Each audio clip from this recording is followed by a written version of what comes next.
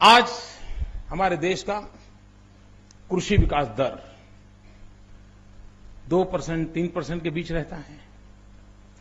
हम बचपन से पढ़ते हैं भारत कृषि प्रधान देश है। ठीक है ना? जागते रहो। ठीक है ना? लेकिन टीवी पर देखते हैं तो क्या लगता है? भारत साबु प्रधान देश है।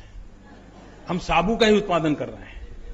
इस क्वालिटी का सोप, इस क्वालिटी का सोप, यही मित्रों, मैं हैरान मित्रों क्यों ना हमारी एग्रीकल्चर यूनिवर्सिटीज दुनिया के अंदर एग्री टेक्नोलॉजी को लेकर के हम हमारे किसानों को, हमारे नौजवानों को क्यों तैयार न करें? हमने हमारे किसानों को उसके भाग्य पर छोड़ दिया है।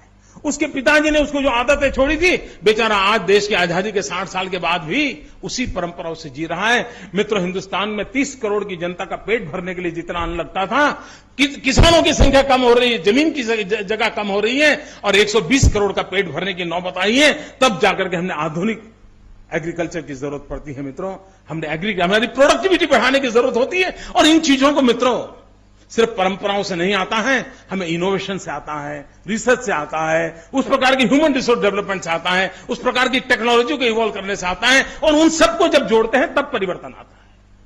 मित्रों, दुर्भाग्य है देश का कि इन बातों की ओर हमारा ध्यान नहीं है और इन चीजों को बदला जा सकता है। मित्रों, अगर एक बार हम शिक्षा के इन मूल्यों को स्वीकार करें, मित्रों, कभी भी हमने एक काम अभी शुरू किया है, इनोवेशन को बल देना। अब ये काम तो हिंदुस्तान की सरकार ने करना चाहिए, लेकिन कोई न करे तो हम इंतजार थोड़ा कर सकते हैं, किसी ने तो करना चाहिए। मित्रों, हमने एक आई क्रिएट इंस्टीट्यूट बनाई है। आई क्रिएट इंस्टीट्यूट में हमने हिंदुस्तान के किसी भी कोने से कोई भी व्यक्ति, कोई भी नौजवान, इवन स्कूल का बच्चा भी, उसके अंदर स्पार्क है, इनोवेशन करना चाहता है, टेक्निकल कोई सॉल्यूशन देना चाहता है, तो हम इंक्यूबेशन सेंटर बनाए, world class incubation centre I create. और उस आई क्रिएट में हम अभी उसका कंस्ट्रक्शन काम चल रहा है और उसके अंदर हम ऐसे नौजवानों को ला करके उनको पूरा एनवायरमेंट देने वाले हैं। वो अपने टैलेंट का भरपूर उपयोग करें और देश और दुनिया को कुछ दे।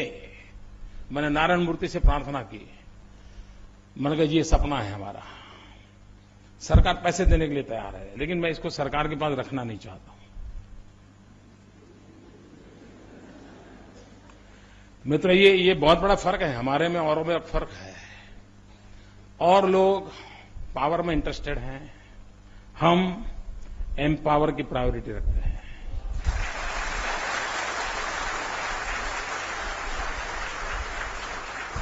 उनको सत्ता चाहिए, पावर चाहिए, हमें देश के हर नागरिक को एम्पावरमेंट देना है। बहुत बड़ा बदलाव है मित्रों हमारी सोच में, और इसलिए हमने कहा नारायण मूर्ति जी को, आप आइए, इसको संभालिए। नारायण मूर्ति जी ने बड़ा अध्ययन किया, ये मोदी है, उसके पास जाया जाए तो क्या होगा, क्या इनकम टैक्स की नोटिस तो नहीं आएगी। लेकिन उन्होंने 6 महीने लगाए, लेकिन बाद में हिम्मत दिखाई और आज वो उसके चेयरमैन के नाते मेरे यहां काम कर रहे हैं, समय दे रहे हैं और हम एक वर्ल्ड क्लास इंस्टीट्यूशन इस देश को देना चाहते हैं।